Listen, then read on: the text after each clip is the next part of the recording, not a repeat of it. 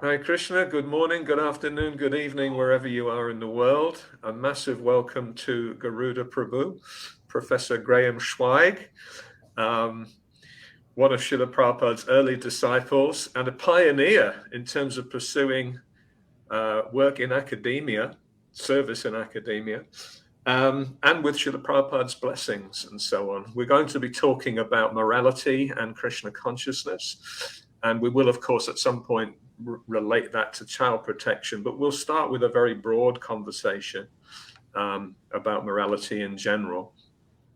Garuda Prabhu, please tell us a little bit about what prompted you to pursue that sort of work in academia, that service in academia. What did it mean to you to have Śrīla Prabhupāda's blessings? And how does this equip you with a unique perspective? Great. Well, first of all, thank you, Damodarji, for this discussion that we can have here. And I've always enjoyed our talks privately whenever we've had them. So, as most devotees know, Prabhupada established the Bhaktivedanta Institute. Now, that was primarily focusing on science, the natural sciences, as we call them, not really the social sciences or the humanities, okay? But he started off with that, and Svarupa Damodar, whom I knew very well back in the day, was finishing his doctorate, I believe in I think it was biochemistry. I'm not sure, but one of those fields that I know nothing about. Okay, and Siddhartha finished his degree at Cornell in mathematics, and Madhava finished his degree at Georgetown in something like chemistry, all those areas. So that was the kind of heart of the BI, the Bhaktivedanta Institute. But Svarupa Damodar invited me and Ravindra Swarup, who himself was an ABD, all but the dissertation, and was just finishing up his degree in philosophy of religion at Temple University. So we had these devotees all kind of at the penultimate stage of completing their doctorates. So one day in 1975, Ravindra Swarup, I was living at the Philadelphia Temple, Ravindra Swarup said to me that Prabhupada wanted a Bhagavata college in Mayapur. He said, Garuda, you've got 3 years at Johns Hopkins University, and then you quit to join the ashram. Why don't you go back, finish your 1 year, that's all you have, and then you can be my first student in India. Well, as things happen, either Prabhupada canceled that whole idea, or Jai Pataka Maharaj canceled. It's hard to say. I never got to the bottom of it. So there I was in the middle of a semester, finishing up at American University in Washington, D.C. But that was the year, Damodar. That was the year that the Chaitanya Charitamritas were coming out one volume after another every 2 weeks, miraculously. And so I was living in the ashram across the street. Those are the days when all the grahastas lived in temples. So, I lived in the temple. Everyone else lived in the temple. So when these books were coming out, there was a more senior devotee than myself. We would stay up after the ashram got quiet at 9:30. We would sneak out in the hall away from our wives, and we would sit and read the CC for 2 hours to 11:30 at night. Getting up at 4, after that was a little tough, but we were so inspired. So, and what I read in there, it hit me like anything. Mahaprabhu Gauranga took up the sannyas ashram for this reason, to convince the intellectual persons of society about Krishna Bhakti. And it just dawned on me, oh my gosh, the danda of the age is the doctorate. I mean, Damodar, you there in Australia and I here in America, we can carry 3 bamboo sticks around, but it's not going to, command the respect of the PhD. So this is why Prabhupada formed the Bhaktivedanta Institute. And Svarupa Damodar included me in that team. And so I went on to the University of Chicago. And, I was very nervous about applying. So, because I was the slaughterhouse, and many statements Prabhupada made about scholars, just licking the outside of the honey jar, never really tasted, and there was a history of devotees learning Sanskrit on their own and then leaving the movement. So intellectual stuff, learning Sanskrit, all that got a bad name. At the same time, Prabhupada loved the scholars' endorsements of his books. So you see, you had these, kind of ostensibly conflicting messages, So in the first line in my statement of purpose was, I am a devotee of the Hare Krishna movement. I mean, this is not really the best way to open up a statement of purpose, but I figured, look, if they can't get past that, I don't want them. They don't want me because of that? Well, guess what? I don't want them. Well, the University of Chicago let me right into the doctoral program from the BA, which is very unusual. Usually you have to go for a master's, and then if you prove yourself there, then you can go to the doctorate. I was very spoiled. Krishna just went zoom right into the doctoral program at the University of Chicago, right where Edward Dimmock taught, who provided the foreword for the 1982 Bhagavad-gita published by Macmillan. Mm-hmm. So there I am, studying Vaishnavism. And you know what? I went to school with kurta, a shaven head, shika. Well, I had one of those long shikas that you rolled up into a hangman's noose, right? And you chant a mantra for that. And then I would go in kurta. I didn't wear a dhoti because I felt a little kind of self-conscious about that. So I wore the pajama, yogi boots. And, but I wore the tilak and so on. So in the middle of that year, I was getting my master's degree. Rupanuga Prabhu, who was my GBC in the East Coast of America, Rupanuga Prabhu called me up and he said, Garuda, you've got to go to Harvard. I said, I just got here. I just got to University of Chicago. Is one of the top 20 schools in the world. He said, I know that. Intellectuals know that, but the populace doesn't know that. I don't think anyone else is ever going to do this. You need to go to Harvard. I said, oh my gosh. Okay. To wind up this story, I did go to Harvard, but then he said, you know what? You can't go looking like that. No one gets a doctorate from Harvard looking like that, like you. I said, what do you mean like me? What do you mean, like a devotee? He said, yes. You have to go with a little crop of hair and you have to get rid of the shika. It just doesn't work, and dress normally. Well, I did that. And of course, the rest is history. I went through the steps of getting a doctorate at Harvard, which was the most grueling and greatest austerity I've ever been through. I don't think I could do it again in another life. It was very grueling. But, it was a powerful achievement. And Prabhupada was very encouraging to me. Mm-hmm. Prabhupada read my master's thesis on the Chaitanya Charitamrita. Satsvarup insisted that I send it to Prabhupada. In the last summer, Prabhupada would remain in the world here. And I didn't want to because I knew Prabhupada was not feeling well. And he was trying to finish the Bhagavatam. And I didn't. But anyway, Satsvarup threatened me. He said, if you don't send this, I will never write to you any other time. And I was attached to his back then it was snail mail. And Satsvarup and I had a close relationship back then.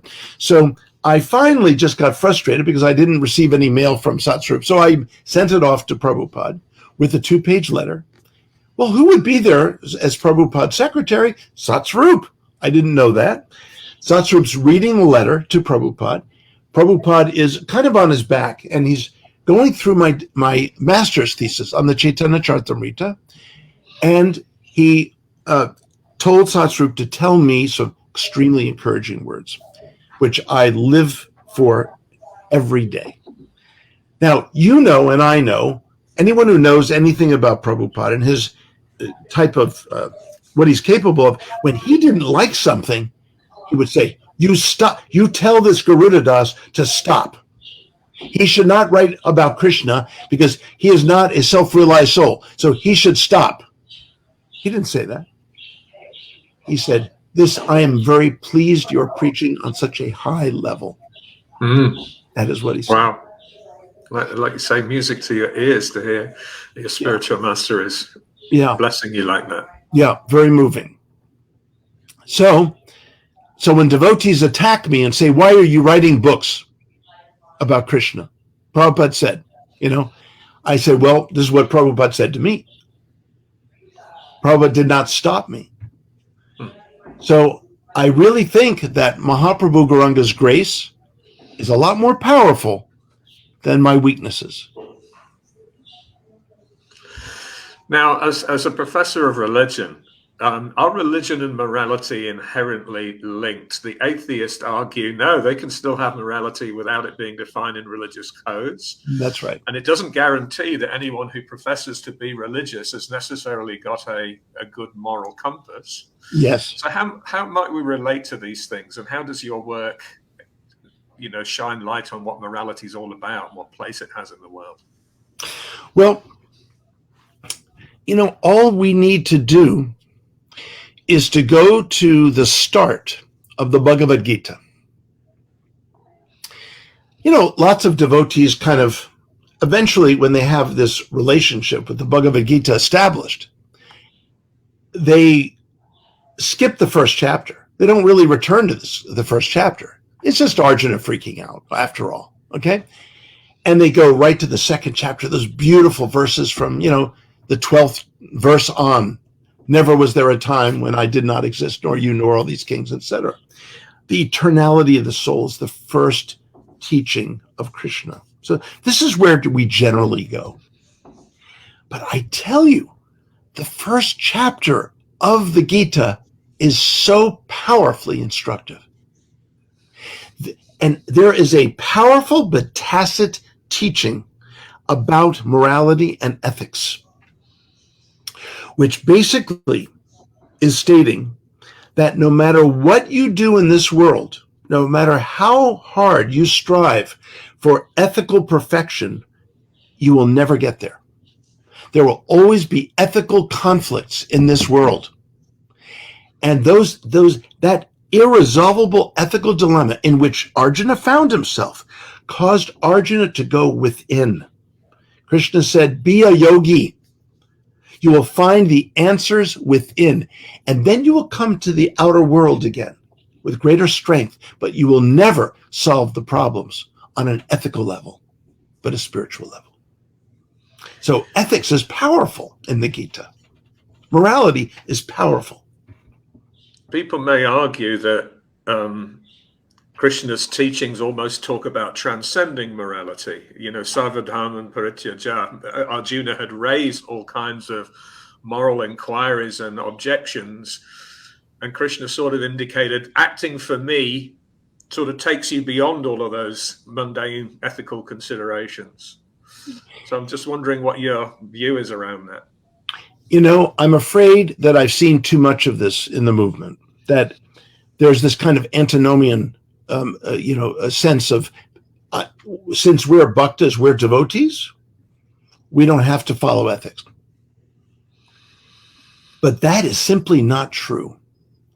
First of all, in Krishna's highest Leela, the Sarva Leela Chudamani, the crown jewel of all Leelas, even Krishna preserves Dharma in this world while transcending Dharma.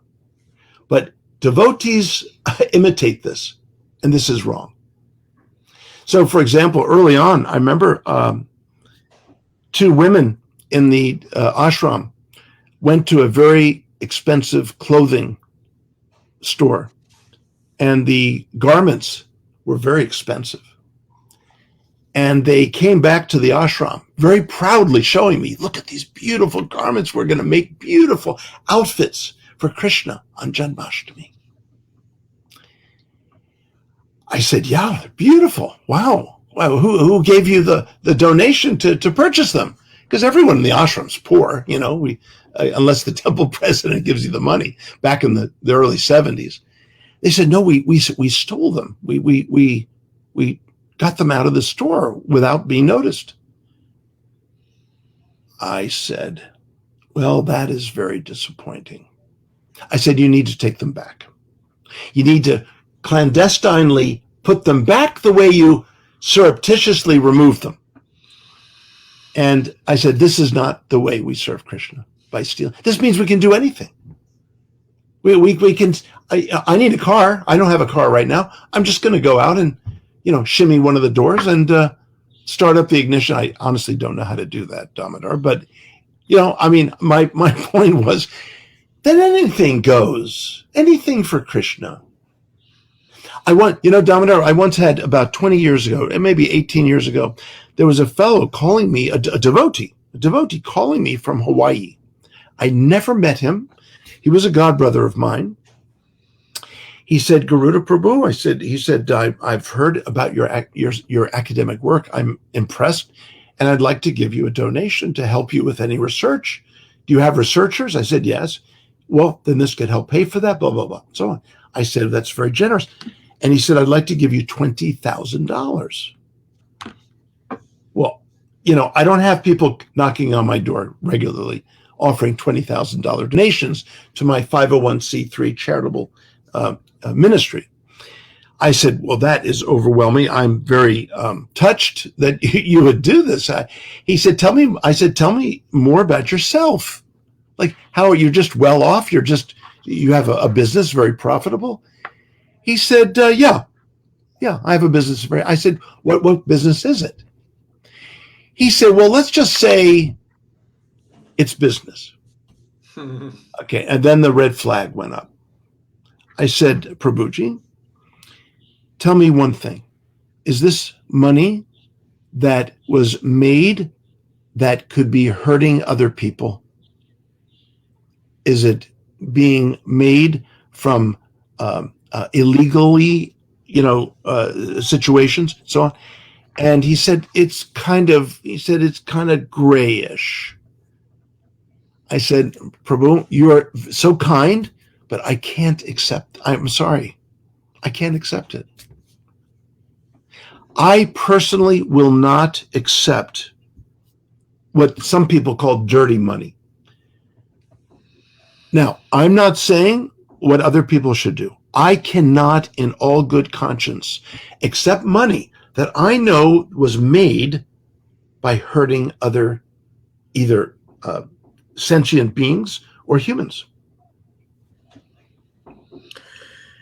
Yeah, as you say, the trick is often cited by devotees. I'm selling the books.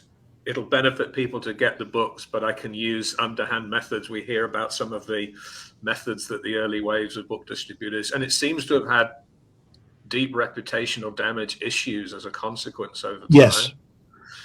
In fact, Damodar, that's why I got kicked out of the temple in DC. I was traded up to Philadelphia. Back in those days, we used to trade devotees. I got Garuda and his wife down here. Who do you have up there that we could trade? And we got traded. I got kicked out of DC because I refused to go out on book distribution utilizing Tripurari's, methods of change-up. Some people will argue there are quotes like by hook or by crook, which incidentally I don't think means you can deploy crooked methods. Right.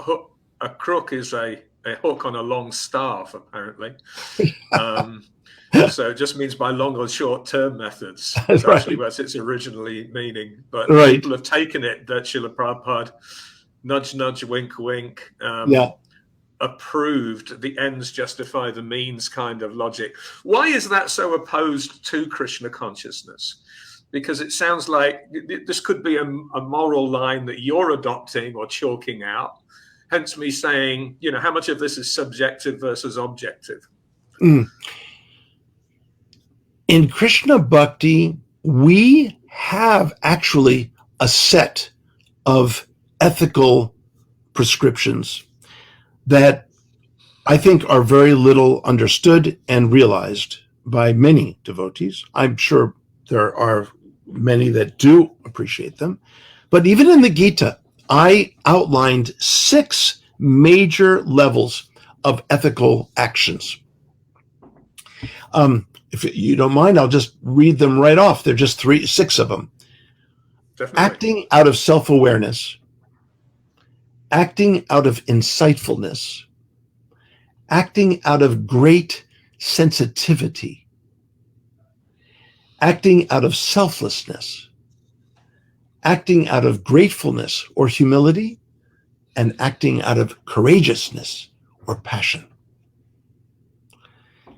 These 6 things, I have loads of verses from the Gita that support each one of these 6. And these 6 named areas are what I came to, and I put them all together.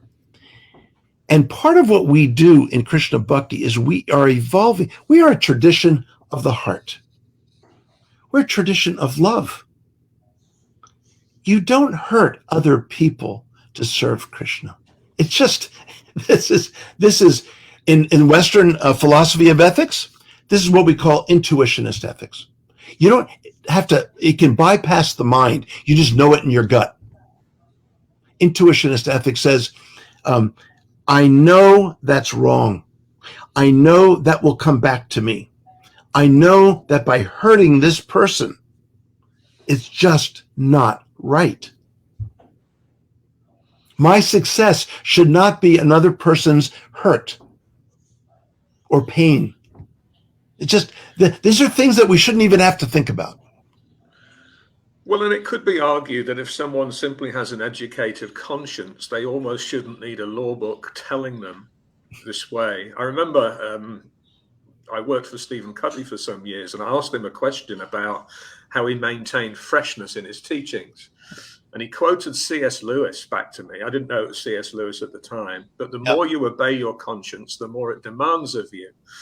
And this idea that if you're in touch with your innate value system, we might even say conscience is a proxy for Paramatma. Yes. Will take dictation as to where the line is. But it doesn't appear everybody has a conscience that's drawn in the equal place. Even Jung and Freud fell out over whether conscience was social, societal imposition, right, or whether it was innate. Right. How do we account for the fact that people have different, almost moral intuitions? Yeah. So you know, here's the beauty of Krishna Bhakti, and here's the liability of Krishna Bhakti. We are a tradition that purifies the heart. That is beautiful. There's no tradition in the world that focuses on the heart of the divine and connecting with the heart of humans. I mean, it's beautiful. I mean, I delight in this every day. I write books on it. I give lectures on it. But here's the problem with that path. When purifying the heart, there are stirrings that come up. There are things that the purification is a little bit like fasting. I don't know if you've done like an extensive fast for like 7 days. I once did. I don't think I'll ever do it again, but you know, it's, in other words, all this stuff that was stored, you know, in your body, the toxins start stirring in a way that they didn't before. So things can rise up in devotees' lives that frankly, they never knew was there. So this requires support. This requires knowledge. This requires mentoring and care to support that purificatory process. So, I mean, this is what happens when, you know, sometimes we find a leading devotee, you know, transgressing heavily on a moral or ethical level. I mean, these stirrings of the heart, these purifications of the heart, they will come up and they'll hit you and others heavily. And it's so that's the liability of pursuing Krishna Bhakti. That's why maybe many devotees, they say, I've never met so many devotees who are angry and agitated and furious about something, Well, guess what? It's the stirrings. It's not pretty. When you're fasting, it's not pretty. But every fast requires a guide. You don't just fast. You need guidance to do it the right way. Otherwise, those toxins will take over. And unfortunately, we have a lot of that. So those toxins, Damodarji, I would proffer that they block a connection with the conscience and the Paramatma. Too often, yeah.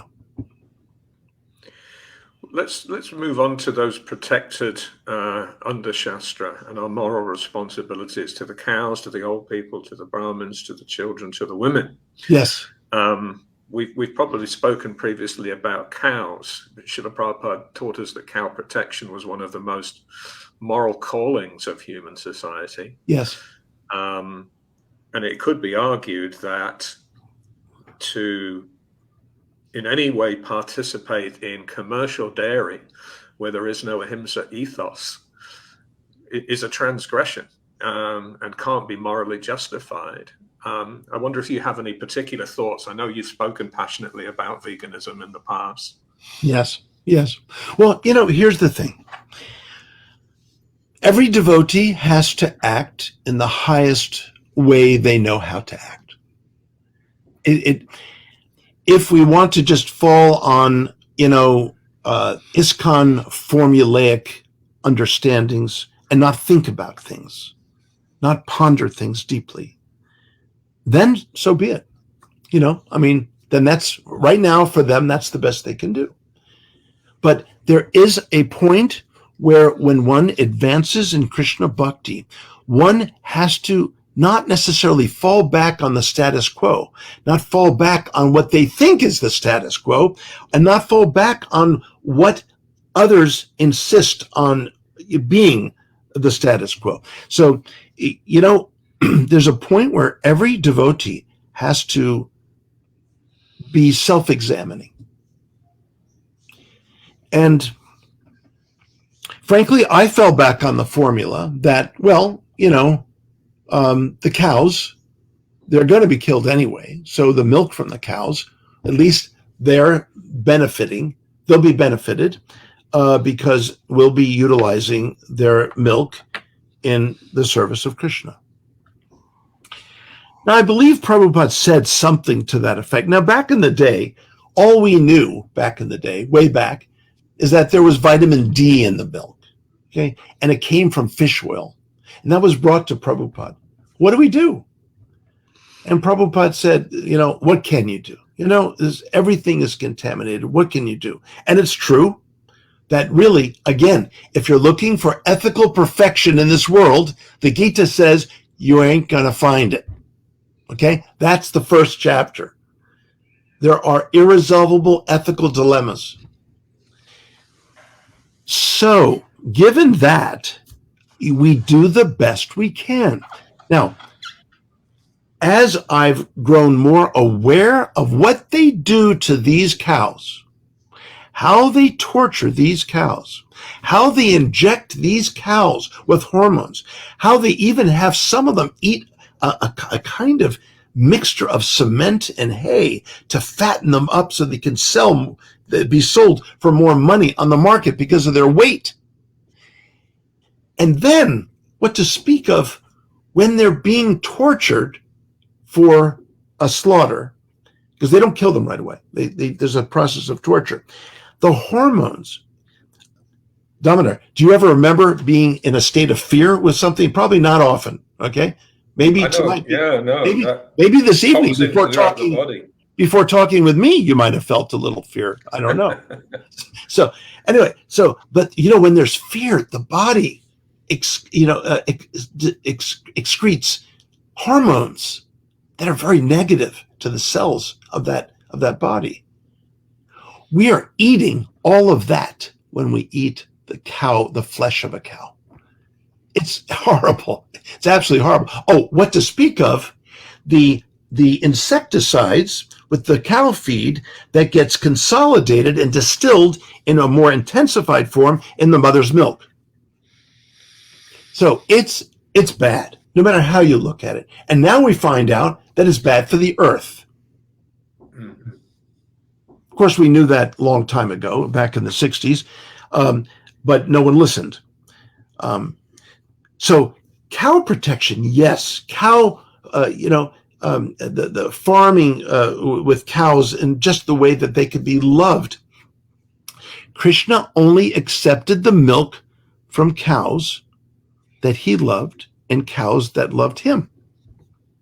The principle is love.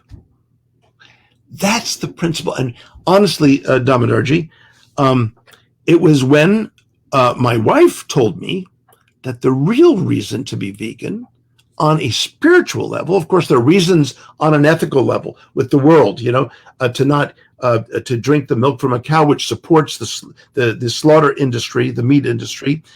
Even though you're not eating meat, you're still supporting the slaughter of cows by drinking the milk, because they all get sold after they're done with. And their young ones get torn away from the mothers and they get turned into veal. I'm not an expert on this, Damodar. All I know is when my wife revealed to me that the highest principle is a celebration of love, drinking the milk of a cow is ideally a celebration of the love transacted between Krishna and his beloved cows. This is what it's all about. Now, you're talking to someone who loves milk products, okay? Hey, when I went to Radhanath Swami's farm and Radhanath Swami and I spent 3 days together, and we spent 3 hours together in the barn, okay? In the barn. This is the way Radhanath Swami and I spent time together. We go to the barn, and he sits there scratching under the necks of 2 cows like this, and I'm busy, running around with the little babies because I like the babies. He liked the big grown-up mamas, right? And I'm chasing the little babies who are so cute and so sweet. But those cows will never see harm. They will never see slaughter. They will never see torture. And so I drank the milk of those cows gladly because they're very loved. They're not even milked with machines. They're hand milked. They feel connection with the bhaktas. That's the milk that I will drink, and only that milk at this point. And the ethos in the Krishna conscious movement around cow protection, and even I think prospective Brahmins and so on, is probably of those protected categories tracking better than it might be for old people, than it might be for women, than it might be for children. I might just ask you about the old people and the women first. Moral responsibilities. Do leaders in the Krishna conscious movement, do the devotees in general have a moral obligation to old people, or is that, just a sort of a sentimental idea? And how are we doing in regards to fulfilling those obligations? Well, in one sense, I'm a little in my own sort of bubble of bliss, studying, sacred texts all day long, teaching the university, teaching devotees. So I'm a little bit in my little bubble here. On the other hand, I have a strong sense that as wonderful as so many devotees are in the GBC, and I know many of them, and I love many of them, as a body, they don't seem to lead the movement into a sheltering, into a care ethos. They seem to be more like ruling and governing and adjudicating, rather than embracing and supporting loving and caring exchanges. We are a tradition of the heart. I expect from a leadership, and I don't know how to do this. I'm not one of them. That's not my seva. It's not my, duty. But all I know is that the shelter of devotees has to be a supportive one, supporting the interactions between devotees' hearts. This is a problem even with the guru system that was devised by the movement. They are busy, again, governing relationships, not supporting and acknowledging and how should you say, recognizing the beautiful relationships that are occurring. Rather, they're kind of, it's more of a judgmental process. The guru is not a system word, an institutional word. It's a relationship word. Just like father, you're a father, you can't be a father without children. But suddenly you're declared a father or a guru, and then you find the children later. You have to prove yourself as a father. If one is abusing one's children, I don't call that person a father. That's not a father. That's an abuser. So father is a relationship term that has to be earned. Guru, shishya, same thing. These are not relationships that can be controlled by the institution. So naturally they arise. Prabhupada never gave a systematization or institutionalization of the guru-shishya relationship. In fact, guru-shishya was almost an afterthought. He barely gave it any thought. In his books, he talked about everyone can become guru if they are qualified. He said, it doesn't matter. He said, formerly the Brahmins, it's right there in the purport that I was reading earlier today. It doesn't matter if you're a Brahmin. Back in the Vedic times, to be guru means you had to be Brahmin. And Prabhupada says, it does not matter whether you are Brahmin, Kshatriya, Vaishya, or Shudra. And it follows also that it doesn't matter if you're a man or a woman. It's about qualification. It's about what is calling your heart to Krishna's service. Exactly whom are you inspiring? As I told one devotee in an interview recently, I said, you may object to female, as you call them, female Diksha Gurus. I'm not interested in female Diksha Gurus. I'm interested in Vaishnavi, Diksha Gurus or Shiksha Gurus, whatever. You can't stop it. It's happening anyway, because bhakti is the highest and most powerful principle by which we govern our lives. Vedic varnashrama takes a back seat. I also tend to think that as that initial wave of devotees, the first converts to Gaudiya Vaishnavism in the West, now hit their 70s and 80s, retirement age and so on, there is a stark contrast between those who are enjoying considerable facility, having all started out with the same spirit of surrender.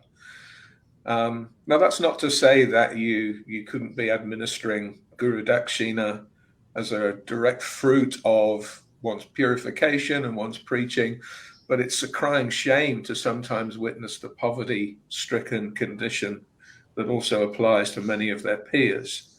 Yes. And it's also strange to hear that there are very few of the leaders accounting for that Guru Dakshina. Okay, yeah. And there's a morality kind of angle to this, like you were talking earlier about not even being comfortable receiving cash that you weren't 100% certain came from a bona fide source. Yes. Sounds like you'd like to say something about this. Oh, well, I mean, Damodarji, you're bringing up some, very critical points. And, there should be full transparency on the way that, Lakshmi, the way that Lakshmi is honored and worshipped. Prabhupada, even when he came over on the Jaladuta, he accounted for paisa. Even he was so meticulous. You know, even when in New York, he would account for exactly how much. I mean, honestly, I don't do that. Okay, I don't even know how to balance a checkbook. My son is a professor in mathematics, and I don't know how he is, but I can't balance a checkbook. So go figure. But the point is this: is to be frugal, is to be very careful of how funds are spent, because those funds are a blessing. And if there are people in need, as a devotee community, we need to figure out how to take care of those that are not getting what they need. I mean, you know, I hate to say it, Damodarji, but in this country, in America, 50,000 children go to bed hungry every night. This is unconscionable. 50,000 children. The richest country in the world. I think we're still the richest country in the world. I'm not sure. The richest country in the world. We can't feed 50,000 children. Something's seriously wrong here. So yeah, this idea of a social conscience seems to be an important aspect of morality or ethics, and certainly the idea of leaders being servant leaders in Vaishnavism, and therefore transparent and accountable, seems to be a big factor. Let's look at women. There are people who argue that the protection of women or the duties towards women is simply about her being a chaste wife, and that anything beyond that is a form of immorality.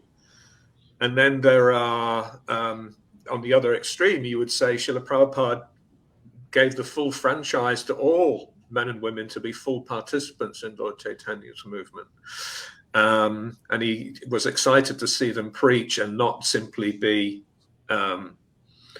rearing children as if that was their only duty in life and their only legitimate pathway to serve. Yes. Again, do you have a view as to what society's moral responsibility are to Vaishnavis and to women in general? Absolutely. First of all, there is no limit to what any devotee can do in Krishna service, period. Now, I understand in certain countries, India is not used to having women taking maybe major roles in the mandirs, Okay, this is a habit. But that's not bhakti. Okay, that's not bhakti. It's something less than bhakti, and that, that's okay, Damodarji, as long as we recognize that, hey, this is, a limitation we have here, and that, that's something that we can hopefully improve. The limitation we have in the West and in Europe, Europe is the West, I guess, Europe and then of course Australia, is that suddenly women's voices are that have been suppressed for so long are just like exploding, and women want to become identical to men and their freedoms and their privilege and so on. And I have no objections to that, in fact. But the fact is, as Prabhupada points out, men and women are different. They have different psyches. They have different abilities. Of course, I'm speaking with broad brushstrokes. And whenever you do that, there are tons of exceptions. But the fact is that when Prabhupada said that women are less intelligent than men, that is true in the ways that men tend to be intelligent, either naturally or culturally conditioned in that way. But then the necessary opposite corollary has to be asserted. Women are more intelligent than men in the ways that women tend to be intelligent. Now, this is supported by the fact that in the Gita, buddhi is the word for intelligence, typically. But then the 7 qualities of the feminine, one of them is intelligence. The word, interestingly enough, that's used is not buddhi. It's medha, a little bit different sense of intelligence. So that's why Krishna arranges for a man and a woman to raise another human, because each partner has a certain kind of intelligence they can offer the child. It takes a man and a woman to raise a human. A child does not get totally what they need if they don't have a strong man and a strong woman partnering together in raising that child. So this is important. Now, maybe the feminine and the masculine take different forms. Some people will assert that these days, same-sex marriages can really function that way, and so on. I'm open. I don't know much about that. Carl Jung spoke about that within every psyche there's the anima and the animus. So within each of us there's the feminine and masculine, and so one of those can be more developed and more prominent than the other, despite the bodily encasing that we may find ourselves in. So this is a complicated issue. My point is simply this. It's about a matter of the heart. Can 2 people in this world connect deeply and sweetly in heart to be able to raise a human being? That's really what it comes down to. If there's no love in that partnership, then that's not a way to raise a human. Let's move on then to child protection, perhaps the most vulnerable of all the protected classes. What do we see as our moral responsibilities to the children being raised in the Krishna consciousness movement? What are they owed? And how would you rate our scorecard historically, up to this point in time? Well, when I had my son,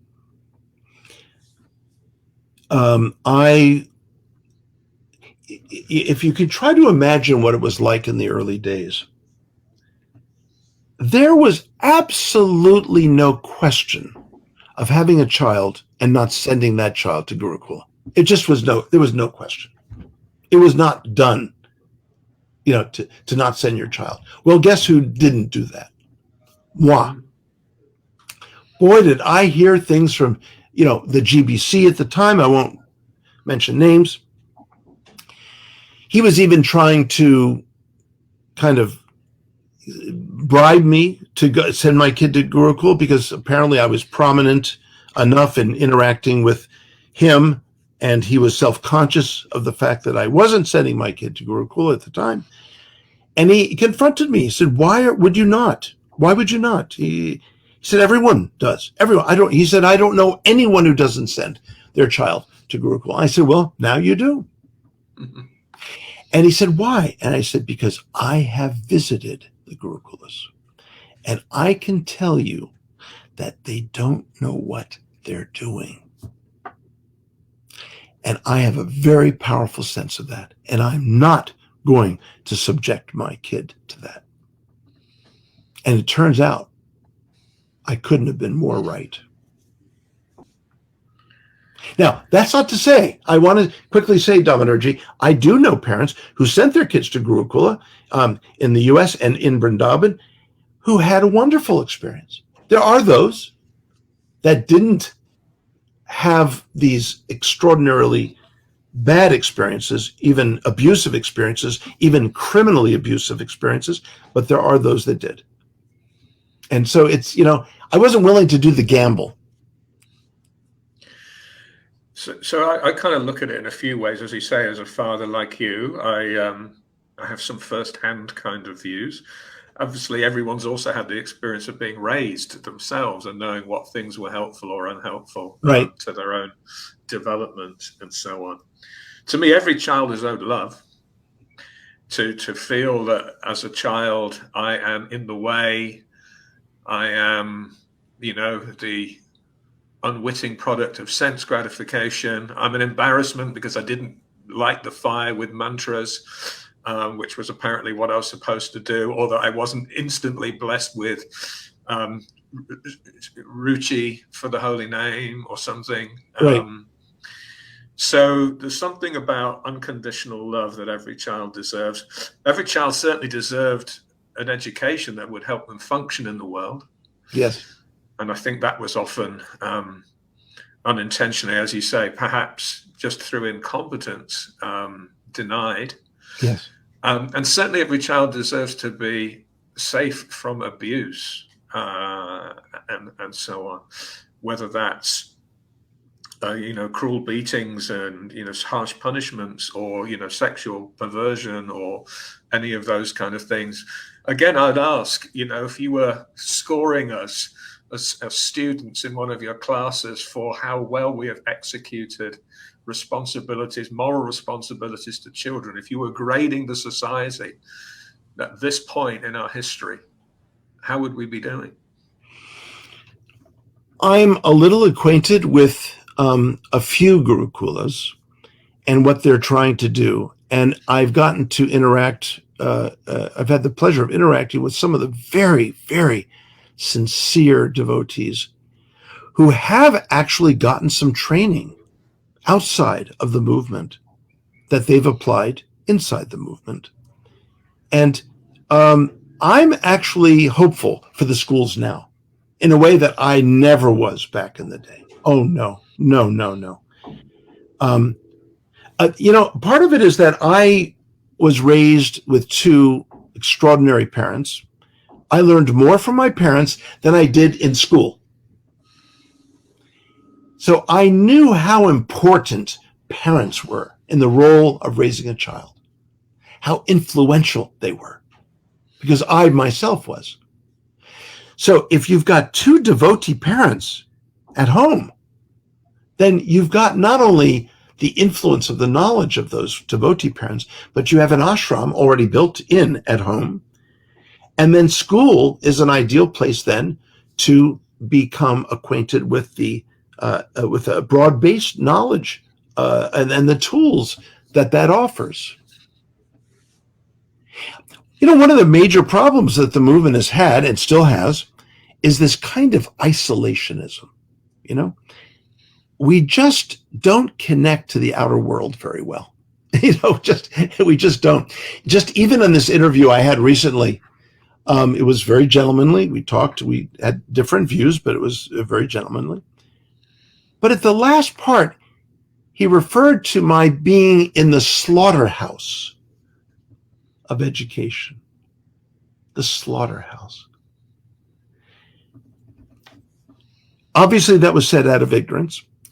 But what devotees need to realize is that the whole world is spoken of as a jail by Prabhupada.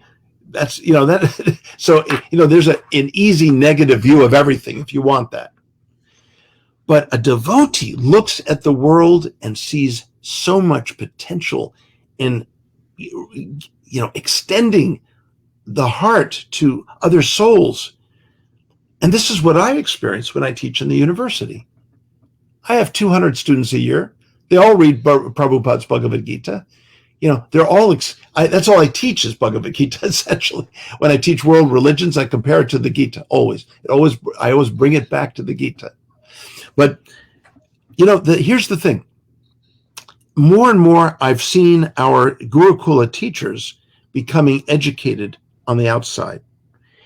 That's powerful, Damodarji, because you see, these are power tools that they're bringing. Without that knowledge, without that skill, they're just what are they working with? Which would you rather build your house with? A hand saw or a power saw? Honestly, a power saw will build your house in 10 times faster. It's more powerful. You can do more things with it. Academics provides incredible tools, and Prabhupada says on page 268 of the Bhagavatam, first volume, repeats this 3 times. Any field of study, chemistry, biology, anthropology, sociology, psychology, theology, any of these fields engaged in the service of Krishna is Hari Kirtan. 3 times. He doesn't repeat it just merely twice, but 3 times in the same purport. So what is the problem of going into the so-called slaughterhouse? It's only a slaughterhouse when you don't know Krishna and you ignore Krishna. You don't know that Krishna exists. Then it's a slaughterhouse because it has no ultimate offering. The Krishna conscious movement is seeking to influence the host society, and therefore how it engages with the host society's values, the extent to which it addresses the host society's expectation versus seeks to modify those expectations is a big deal. Probably one of the most reprehensible crimes or moral transgressions would be a crime against a child, particularly something like sexual abuse. Yes. And yet we also have very high profile case at the moment. Some devotees arguing that a zero tolerance mindset, this is just part of the Western liberal mores, Western liberal values. I've had people expressing more concern that I only have 1 strand of neck beads, and therefore I was a moral outrage. How do I dare believe that I could defy Sanatana Goswami and Hari Bhaktivedanta for having just 1 strand? So there are clearly different societal attitudes depending on which culture you participate in. And I'm talking host culture now. Right. Is there room for sort of this multiplicity of ethical standards? Do we need? I know that tomorrow I'm interviewing Yogeshwara Prabhu, who's just written an ethical code for ISKCON. I think it's been passed by the GBC. Mm-hmm. I'm just wondering what your views are. How do we reconcile these extraordinary tensions sometimes? Yeah. Well, I wrote a little piece once about, I think it was called, "Do You Have Arjuna Syndrome?" Yes. Yeah, we've printed that. Oh, okay. And what is what is it that I call the Arjuna syndrome? Here's Arjuna, who loves and even reveres the people on the other side of the battlefield. But he did not know. He was surprised to see all of them on the opposing side of the battlefield and representing evil. This just tore him apart. Honestly, I have, had a lot of affection for certain God brothers in the movement. And then later I find out things they've done. Now, it's one thing to have struggles. It's one thing to have struggles. Everyone can have struggles. Arjuna had struggles right in front of Krishna. In fact, Krishna is very receptive. Did you notice in chapter 1? Krishna only speaks like 2 words. He's listening the whole time. I mean, talk about supreme Shravanam. That's pretty good. And Arjuna is dumping the contents of his heart to his confidant, Krishna. He's trying to figure out whether he should kill them or whether he should let them kill him, because he doesn't want to live in a kingdom where everyone he loves is dead. And that's the way humans are. We don't want to live in a loveless world. Well, there are so many devotees that do not want to live in a loveless movement with a loveless leadership. Somehow, I urge the GBC to be a more loving and caring and embracing leadership for devotees. So many sincere, sweet devotees everywhere. I'm amazed. They're filled with Krishna Bhakti and inspiration to serve. Amazing. They deserve better. They deserve better. Now, when, so Arjuna syndrome is when you have loved someone so dearly and then you find out there is a very bad side to them. People are complex. One side can be terribly inspired in Krishna Bhakti and do so many wonderful things. And then there's another side that can frankly be very, very dark, even sick.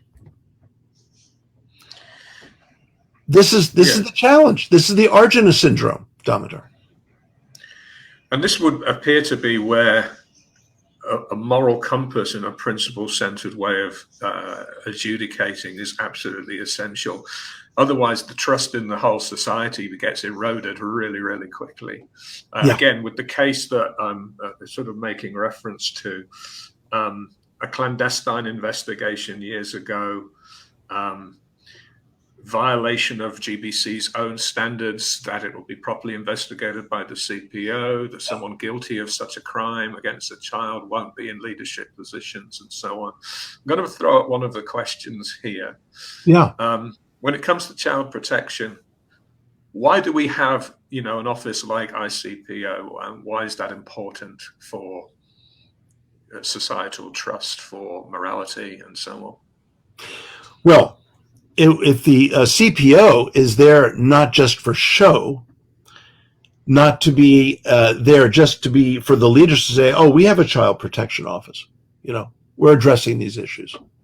But are they? The founder of the CPO got so frustrated because it was not being funded enough to really address these issues actively and comprehensively. That's my understanding. I could be wrong, but that's my understanding. The point is this, that it's going to take more than a CPO. It's going to take persons who are able to navigate, on the one hand, the extraordinary qualities and sevas that a devotee has done for the movement. So many people he may have inspired. And on the other hand, to deal with the fact that, a major transgression, even a criminal transgression, has occurred. How to, these things, this is the ethical conflict all over again. Look at that. It's chapter 1 of the Gita. It's the Arjuna syndrome. What that will take are some very, very deeply realized, thoughtful devotees to work directly with that devotee and to understand what is possible in that situation. Because the person who is hurt by that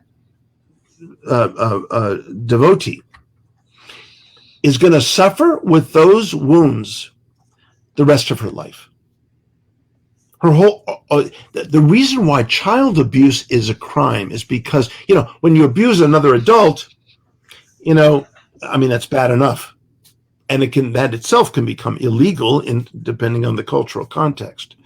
But to abuse a child, it's uncompromisingly just the worst transgression ever, next to killing someone. Because you have altered that child's life. That child will never know normal dealings with, for example, a young lady or a girl. Well, as she's a woman, she will never know what normal interactions with a man would be about if she was sexually abused. She will never know that. And the same thing with boys. And, I when I was doing 20 years of counseling back in the day, I was the first person in ISKCON to do counseling on a professional pastoral basis. Because at Harvard Divinity School, they educate you in pastoral counseling. So those are the tools that I got and applied to devotees who had crises of faith, crises with their gurus, crises in how the movement would handle situations, crises of loss, and so on. But the point is that these kinds of issues require deep thought and careful thinking, and neither issue can be ignored. All the devotees that depended on this devotee's leadership to be inspired in their Krishna bhajan and seva, that needs to be addressed, and one has to take that very, very seriously. But just as seriously, one has to also take into account that a devotee girl's life has been ruined, seriously ruined. And this is a crime in anyone's culture, Vaishnav culture, outside culture. Maybe not in India. I don't know. India seems to be pretty loose with stuff like this. But even in India, they're tightening up on things like this, how women are treated and so on. But this is a very difficult thing to navigate, the Arjuna syndrome. Mm-hmm. What did Krishna say to Arjuna? He said, be a yogi, go deep.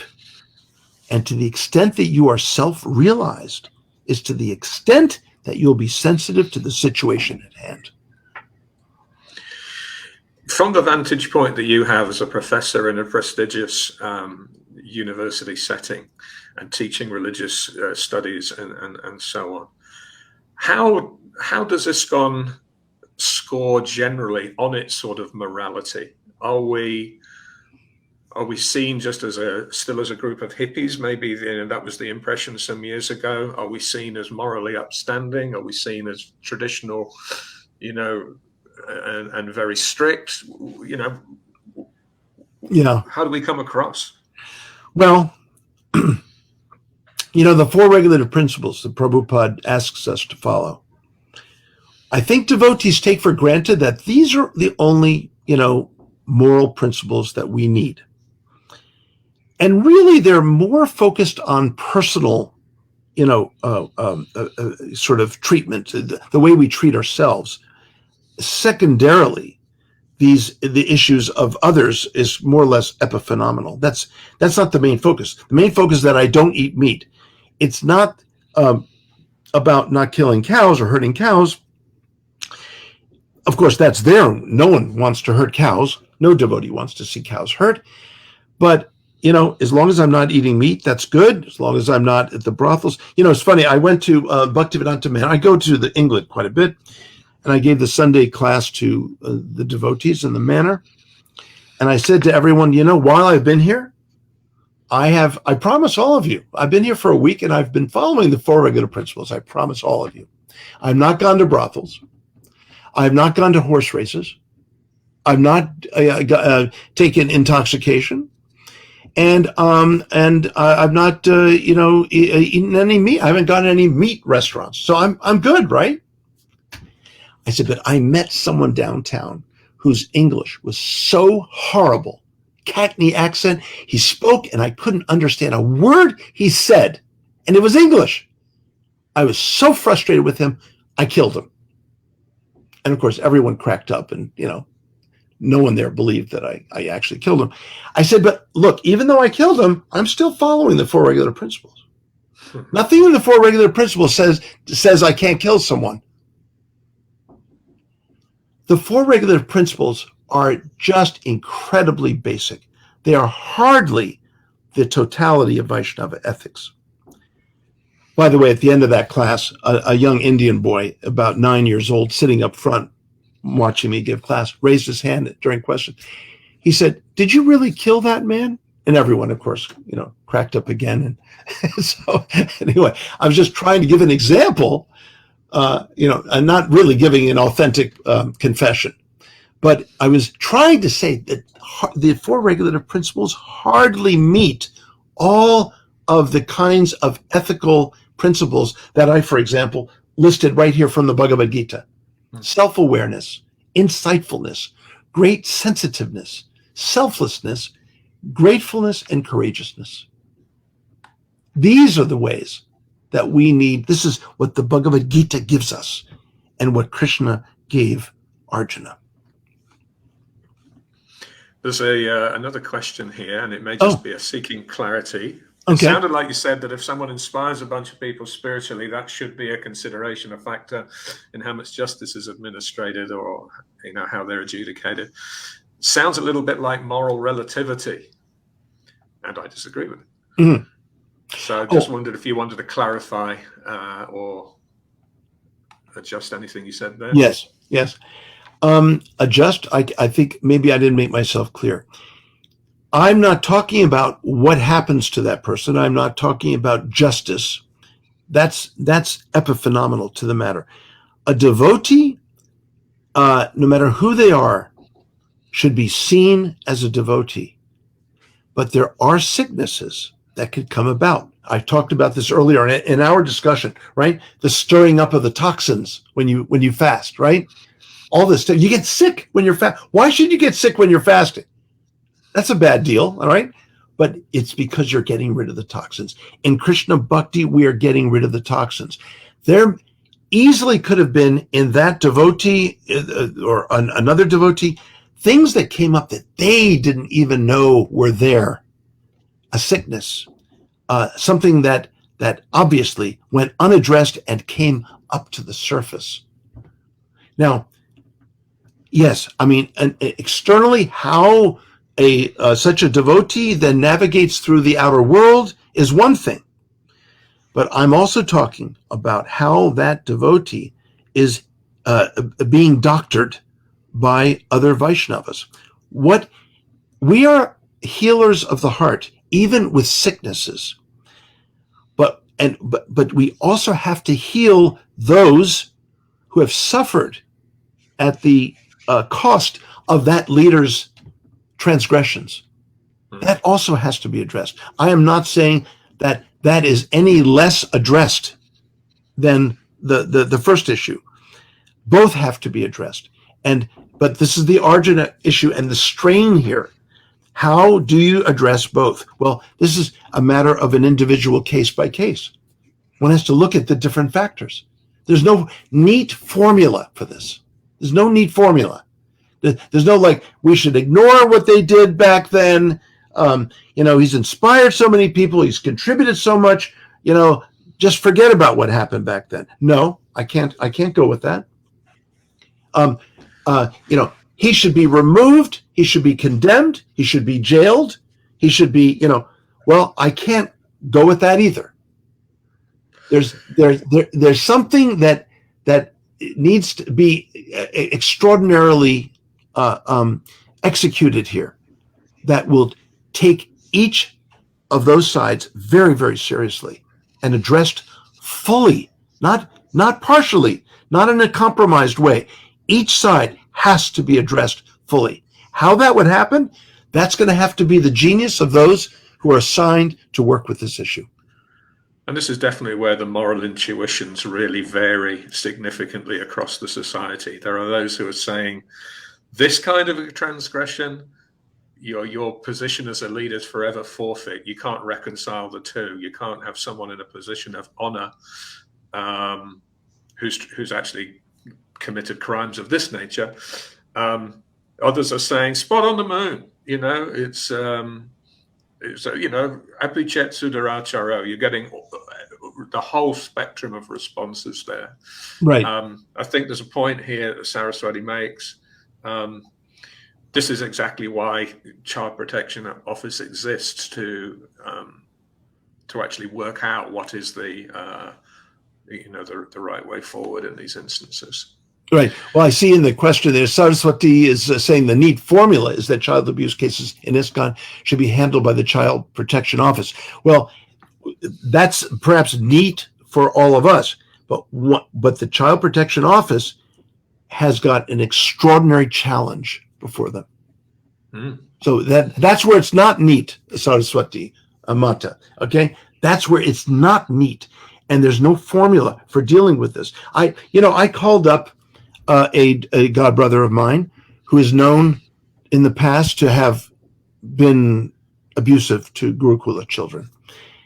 And I called him up. I said, Swamiji, I have to tell you, I love so much about you, but I hate one thing about you. And I've got Arjuna syndrome with you, and I don't know what to do about it. So I told him, do you have any suggestions? What am I supposed to do about this? You have committed some of the most absolutely reprehensible acts that I couldn't even imagine. I didn't know that at the time. I'd been cultivating a relationship with you all those years. And then to find out, I have Arjuna syndrome. I addressed it particularly, specifically with him. And we talked about it for hours. And he honestly said, it is clear that I'm going to live with this the rest of my life. And I said, yes, there's no doubt you have to live with it the rest of your life. And I think, in my unhumble opinion, I think that perhaps this is part of your service, is to speak honestly about this, openly about it, and about what you need to do to be healed of this, and to heal others, and to beg others to allow you to be part of their healing. I mean, Damodar, if you invite me over to your house and we have nice prasadam, and it turns out I don't like you, okay? And I decide, I get so angry, I burn your house down out of just total whim, okay? And I go, oh my God, what did I do? My wife says, what did you do? You burnt Damodarji's house down? I said, well, that's terrible. Oh yeah, now I realize it is terrible. That was terrible. So I go to your house, your non-house or whatever, where you are, and I say, Damodar, my wife told me what a bad thing I did. So I'm going to ask for your forgiveness. Wait a second. Forgiveness is all about me. Asking for forgiveness is the most selfish thing that you can do. Damodar would be standing there saying, Garuda, you want my forgiveness? I'm without a home.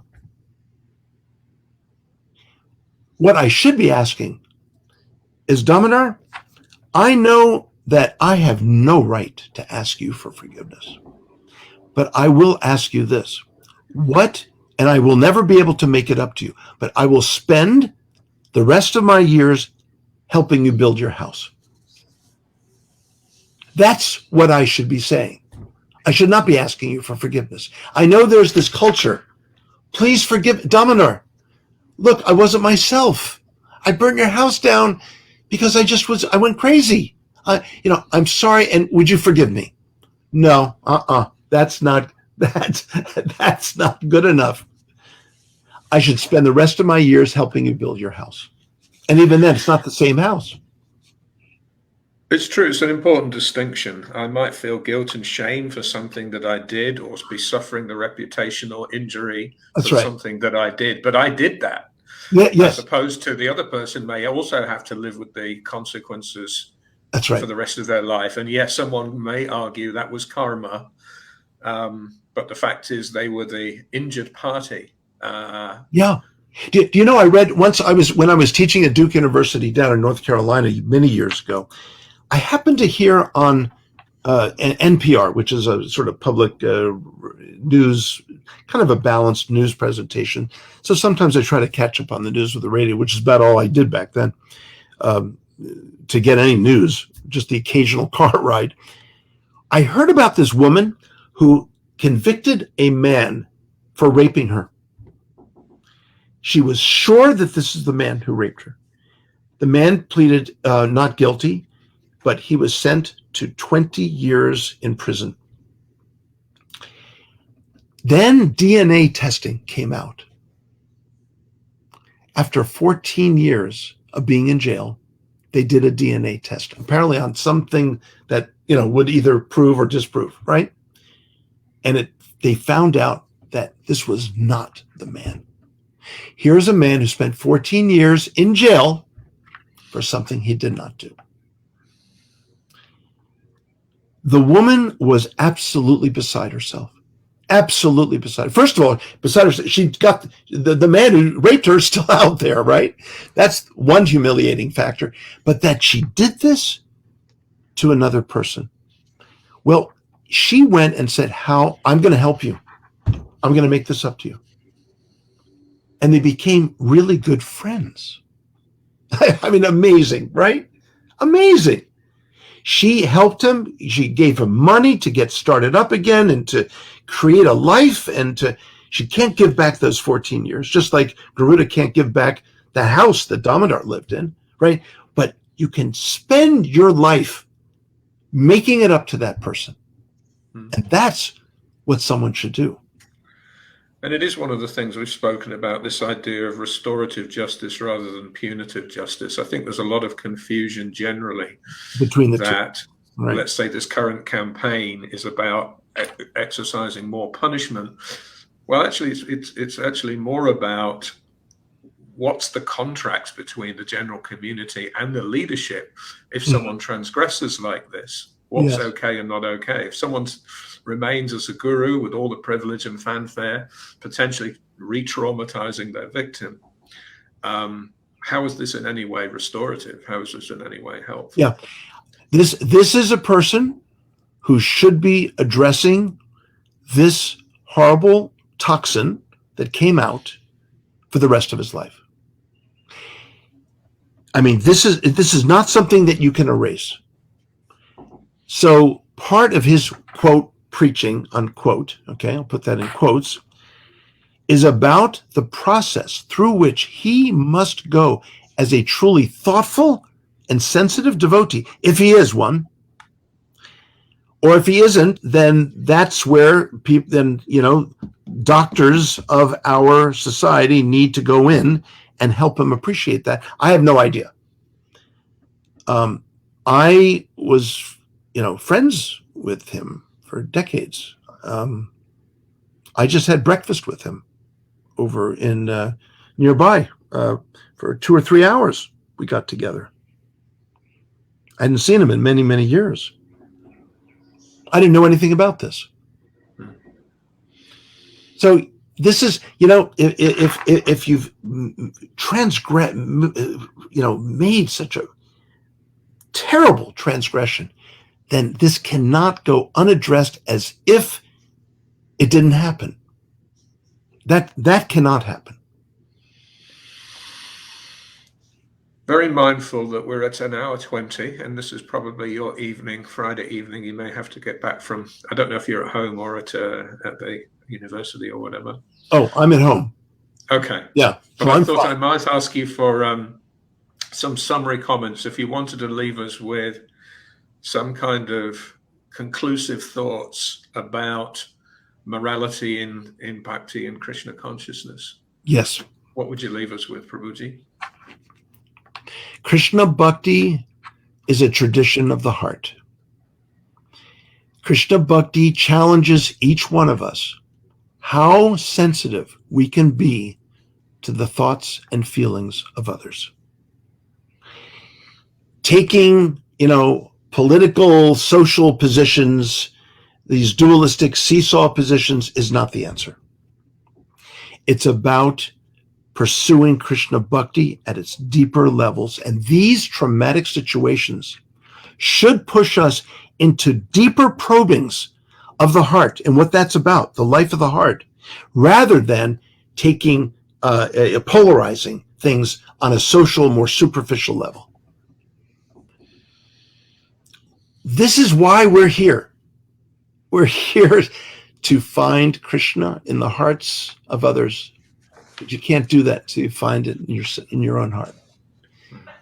Our process is to connect with the deepest part of ourselves, which never stops. It just keeps going. And in doing that, we then connect with the deeper parts of others. One of the most difficult things and challenges for all human beings, because of the human condition, is how to be truly sensitive to the thoughts and feelings of others and how to act selflessly according to that. And I'll just leave you with one little technical detail. We know that after the Atman comes this subtle covering of the Ahankar, right? Ahankar, which means centered upon the I. All I can see is the I. When I talk to Damodar, I don't care about Damodar, I care about the I. This is the Ahankar. I'm self-centric, egocentric. I, aham in Sanskrit means I am. I am centric, okay? The antidote to Ahankar is in a neologism I made up, if I may, anyakara, to learn how to be centered upon another. And ultimately, the paramanyakara, the supreme other. To be transferred from this egocentrism, which is conducted by our conditioning in a desperate kind of way, how to leave that, at least suspend it a little bit, and understand how to be centered upon the heart of another. That's our process of Krishna Bhakti. And I believe that that's what these outer world challenges are doing. I think that's what the GBC are challenged with. I think that's what this issue of this particular devotee is challenging everyone with.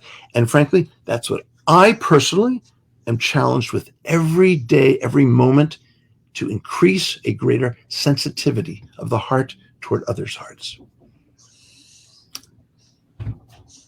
I'll leave Massive it. Thank you again, Prabhuji. Yeah. Really appreciate you being so generous with your time and with your thoughts. Damodarji, I appreciate speaking with you. I always love speaking with you. We always have wonderful conversations. I'll ask you to stay on for a moment and we can debrief a little together. I'll also tag you in the threads. There are a few other questions, but I didn't want to elongate the time that we have together. But you might find about 15 people have watched live, but it's quite possible a lot of people will watch later. Yes. So hopefully we can keep you engaged in the subsequent conversation. Okay. But massive thank you. Thank you on behalf of all of the viewers. My pranams. My pranams.